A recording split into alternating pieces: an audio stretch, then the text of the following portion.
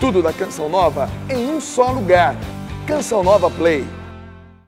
Que a paz do Senhor esteja no seu coração. Estamos nós juntos no programa A Bíblia no Meu Dia a Dia. Juntos nós estamos nos aprofundando na Palavra de Deus, que é o alimento da nossa vida, do nosso coração. Estamos estudando o livro do Êxodo. Hoje vamos para o capítulo 2. Vamos entender o surgimento de Moisés, aquele que vai ser o grande libertador, ou instrumento de libertação do povo de Deus da escravidão do Egito. Por isso que nós invocamos o poderoso nome de Jesus. Nós invocamos sobre nós o sangue de Jesus, porque é o sangue de Jesus que nos liberta de toda e qualquer escravidão. Senhor, eis-nos aqui, dai-nos tua bênção, tua graça, tua proteção, tua luz, o teu Espírito. Guia-nos, Senhor, dirige, Senhor, nossos passos, dirige, Senhor, o nosso coração, para que nós sejamos iluminados pela Tua Palavra e a Tua Palavra produza muitos frutos na nossa vida. Dá-nos Tua bênção, Tua graça e a Tua proteção, em nome do Pai, e do Filho, e do Espírito Santo. Amém. Nós nos sentamos junto à mesa da Palavra, para que Deus mesmo seja o alimento da nossa vida e do nosso coração, já com a Bíblia aberta, caderno e caneta, e o capítulo número 2 do livro do Êxodo começa dizendo para nós que um homem da casa de Levi, lembrando, a casa de Levi era uma das casas ou um dos filhos de Israel, não é? Então Levi não estava mais vivo, mas a casa dele, a descendência dele representa uma casa, representa uma tribo, representa uma herança entre os filhos de Israel. Importante sempre ter isso em mente para que nós possamos depois compreender a expansão do povo de Deus. Então ele casou-se com uma mulher da sua clã. A mulher concebeu, deu à luz a um filho. Ao ver que era um belo menino, manteve-o escondido durante 3 meses. Não podendo escondê-lo por mais tempo, pegou uma cesta de papiro, calafetou-a com betume e pinche, pôs dentro dela o menino e deixou-o entre os juncos na margem do rio. A irmã do menino ficou parada à distância para ver o que ia acontecer. A filha do faraó desceu para se banhar no rio, enquanto suas companheiras passavam na margem. Ela viu a cesta no meio dos juncos e mandou que uma criada a apanhasse. Quando abriu a cesta, viu a criança. Era um menino que chorava. Ficou com pena dele e disse: é uma das crianças dos hebreus. Princípio de temor ou de respeito à vida de uma criança. Ela se compadeceu. Ela teve pena. Esse menino que chorava ali no cesto é símbolo de tantas crianças que choram para nascer ou para ter vida. É símbolo de tantas crianças que precisam de atenção, de cuidado e de ternura. Deus usa os instrumentos que nós nem possamos imaginar. Está aqui uma filha do faraó que teve compaixão de uma criança chorando. Tenhamos muita compaixão de tantas crianças que choram precisando de atenção. Crianças que precisam nascer, crianças que já nasceram, que passam fome, que precisam de atenção, de cuidado. Crianças que estão ao nosso lado, às vezes sofrendo, são nossos filhos, e nós não sabemos muitas vezes estar atento às suas necessidades. O choro de uma criança precisa da atenção de nós. Adultos precisamos ser canais de Deus para cuidar delas. A irmã do menino disse então à filha do faraó: queres que te vá chamar uma mulher hebreia que possa amamentar o menino?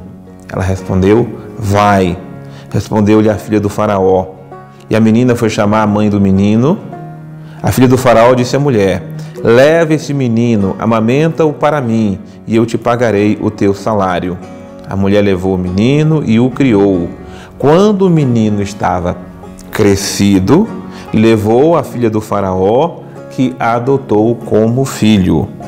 Ela deu-lhe o nome de Moisés, porque, disse ela, eu o tirei das águas. Veja que beleza. Moisés foi libertado no seu nascimento. Ele vai ser depois um canal de libertação para o povo.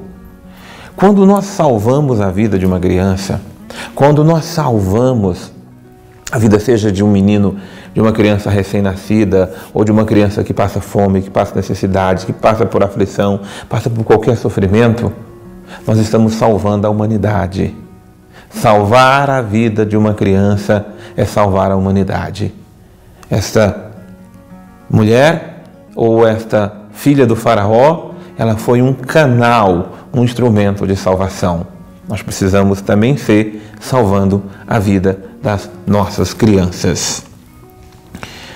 Mas olha o que diz o versículo 11. Versículo 11, ele é importantíssimo para nós. Ele tem uma mensagem muito profunda. Você pode até colocar versículo 11 como uma mensagem. Certo dia, quando já adulto, Moisés se dirigiu para junto de seus irmãos hebreus e viu sua aflição e como um egípcio maltratava um deles. O que Moisés tem no seu coração? Sensibilidade para com seus irmãos. Irmãos de uma mesma nação, de um mesmo povo. Ele tem sensibilidade para o sofrimento dos seus irmãos. Moisés podia estar lá no palácio do faraó e esquecer. Ora, eu já estou aqui no bem, no melhor, por que eu vou me preocupar com quem está sofrendo? Sabe, esse é o princípio do egoísmo humano. Muitas vezes as pessoas estão bem de vida, melhoraram de vida, ou por alguma circunstância cresceu na vida, está muito bem, e se esquece do sofrimento dos irmãos. Isto é o grande erro da vida humana. Tornar-se insensível para o sofrimento dos outros. Se cercar dos palácios da vida, das bonanças da vida, estar bem na vida, dizer Deus me abençoou, eu estou bem. E os outros é que se virem. Até alguns ignoram a pobreza do mundo, o sofrimento do mundo, a miséria que toma conta do coração das pessoas, dizendo, o importante é que eu estou bem. Egoísmo, orgulho, é a grande cegueira da humanidade. Não deixar sensibilizar com o sofrimento dos outros. Então, Moisés olhou para os lados, nos diz o versículo 12, e não vendo ninguém, matou o egípcio e escondeu na areia. No dia seguinte, saiu de novo e viu dois hebreus brigando e disse ao agressor, por que bates no teu companheiro? Ele respondeu, quem foi que te nomeou chefe e juiz entre nós? Queres talvez matar-me como matastes o egípcio? Então Moisés assustou-se e disse consigo, com certeza o fato tornou-se conhecido. Talvez você tenha pensado, nossa, mas Moisés matou o egípcio. Ora, nada justifica ninguém matar ninguém. Importante é saber que Moisés ainda não conhecia a lei e o que Moisés na verdade queria era defender os seus irmãos daquela opressão. Então foi um sentimento de libertação, de compaixão, de misericórdia, que fez com que Moisés deixasse o palácio, descesse a situação daquele povo para poder defender os seus irmãos. Então Moisés, na verdade, aqui, ele se torna aquele que sai em defesa dos seus irmãos. É interessante porque Moisés viu que seus irmãos estavam brigando entre si. E irmãos não podem brigar. Por isso Moisés sai para entender e tentar mediar a briga entre seus irmãos. Mas eles, sabendo o que Moisés fez, na verdade partem até para acusar Moisés. Como, quem és tu para dizer alguma coisa? Quer fazer conosco o que fizestes com ele? E esse fato assustou Moisés, porque Moisés percebeu que todos sabiam do que tinha acontecido. O que aconteceu? Moisés saiu em defesa do seu povo. Ora, quando o faraó soube do acontecido, procurou matar Moisés.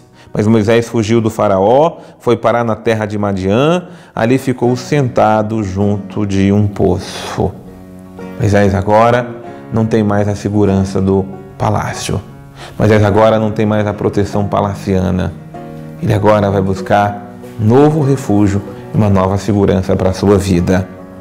Ora, o sacerdote de Madian tinha 7 filhas. Essas vieram tirar água, encher bebedouros para dar de beber ao rebanho do pai. Chegaram os pastores e queriam expulsá-las, mas Moisés levantou-se em defesa delas e deu de beber ao rebanho.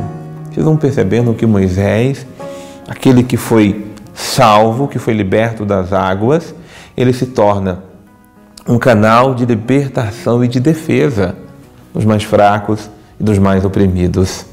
Se a nossa vida, de alguma forma, foi salva, foi liberta, que nós também sejamos defensores, libertadores de toda e qualquer forma de opressão que nós vejamos no meio de nós. Ora, elas responderam. Bom, aí o versículo continua: voltarem para junto de Raguel, seu pai. Esse lhes perguntou: por que voltastes mais cedo hoje? Então elas responderam: é que um egípcio nos livrou dos pastores. Ele mesmo tirou água para nós e deu de beber ao rebanho. Raguel perguntou às filhas: e onde está ele? Por que deixastes esse homem e de chamá-lo para que coma alguma coisa? Moisés concordou em morar com ele e Raguel deu de sua filha Séfora em casamento. Então, só para registrarmos, a primeira mulher de Moisés se chama Séfora. Ela teve um filho a quem chamou de Gerson, pois disse: tornei-me hóspede em terra estrangeira. E, para concluir, passado muito tempo, morreu o rei do Egito, mas os israelitas continuavam gemendo e clamando sob dura escravidão. E do meio da escravidão, seu grito de socorro subiu até o coração de Deus. Versículo 24, grave esse versículo. Deus ouviu o seu lamento e lembrou-se da aliança com Abraão, Isaque e Jacó. O versículo 25, Deus olhou para os israelitas e tomou conhecimento da escravidão, da opressão e do sofrimento do seu povo.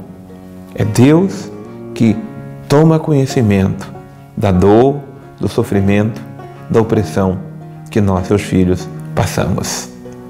Nós vamos agora chamar o Padre Antônio Xavier para que traga mais luz para nós, para o nosso estudo do dia de hoje. A primeira fase da vida de Moisés, 40 anos, é narrada só nesse capítulo 2, onde nós vemos desde o seu nascimento até a sua fuga para Madian, depois de ter matado então aquele que era um egípcio que oprimia um hebreu. É interessante esse detalhe do nascimento de Moisés. Vejam só, a intervenção de Deus aqui não se dá simplesmente de uma forma a resolver a questão, mas Ele vai provendo os meios para que a questão possa realmente ser resolvida. E aqui vai ser necessário alguém que lidere. Essa história toda sobre o nascimento de Moisés, como que se dá, que é colocado na água, depois é retirado da água, como a mãe dele depois vai amamentá-lo, vai entregá-lo para a filha do faraó, é muito interessante e nos faz perceber assim, como que de maneira organizada se vai preparando o que se vai continuar na história, que é exatamente o fato de que Moisés adquire aquilo que de melhor o Egito tem para oferecer, de conhecimento, de organização, de tudo isso. Serão 40 anos narrados em poucas coisas, mas que vai dar a ele a bagagem necessária para depois poder conduzir o povo, os conhecimentos que ali precisará. Moisés é preparado para ser uma pessoa que é filho de corte, que conhece bem ali, né? Imagina, é da família do faraó, que conhece muito bem artes de guerra, conhece muito bem a questão de clima, de plantação, de todas essas coisas que acontecem ali no Egito, porque assim foi educado. E tudo isso vai ser aproveitado depois no trajeto grandioso que ele vai fazer, levando o povo para fora da terra do Egito, na direção da terra prometida. Mas é interessante observar assim, Deus não começa um projeto gigantesco de salvação ou de estruturação de nada sem não buscar contar primeiro com pessoas. Primeiro houve essa intervenção na vida de Moisés, depois então haverá uma outra chamando-o para a verdadeira vocação que ele possui. nesse momento foi só a preparação. Mas é interessante ver que mesmo com a dureza existente da parte do faraó, não é que os egípcios fossem todos terríveis, porque a própria filha do faraó sentiu a vontade de adotar um filho de uma mulher hebreia. E assim o fez. E não houve objeção por parte do faraó. Claro, é considerado como se fosse uma posse, mas ali estava manifestando-se gradativamente aquilo que era a vontade de Deus. E ali então surge aquele que vai libertar o povo desse sofrimento e de tudo aquilo ali que está acontecendo no Egito mais adiante. Que bênção o coração de Moisés, coração de um homem temente a Deus e sensível para com as dores e os sofrimentos do seu povo. Nós muitas vezes temos o temor a Deus no coração, mas perdemos a sensibilidade para com os sofrimentos do outro. Moisés só saiu da situação palaciana e desceu para ver seu povo, porque Moisés tinha o temor do Senhor e sensibilidade para com seu povo.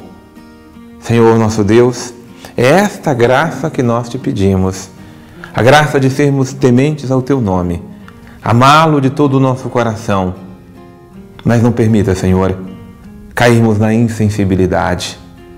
Quando olhamos para a tua vida, Jesus, o Senhor tinha compaixão das ovelhas, o Senhor tinha compaixão do povo sofredor, que nós tenhamos no nosso coração compaixão, sensibilidade, amor e ternura para com o sofrimento do nosso povo. Aqueles que sofrem porque padecem pela falta do pão, do alimento, por aqueles que sofrem e padecem toda e qualquer opressão espiritual. Conceda-nos, Senhor, um coração sensível. Conceda-nos, Senhor, um coração que esteja olhando as dores e os sofrimentos do outro para jamais ignorarmos os sofrimentos dos nossos irmãos. Dai-nos tua bênção, Senhor. Dai-nos tua graça, dai-nos a tua proteção. Em nome do Pai, e do Filho, e do Espírito Santo. Amém. Que Deus abençoe você. Quero lembrar, se você perdeu o nosso estudo do livro do Gênesis, você pode conferir lá na nossa página no YouTube da Canção Nova, tem todo o estudo lá, bem como o livro do Gênesis. Nós estamos hoje no nosso segundo dia de estudo do livro do Êxodo, melhor dizendo. E nós voltamos no nosso próximo programa para continuarmos nos aprofundar na Palavra de Deus. Que Deus abençoe você e até breve.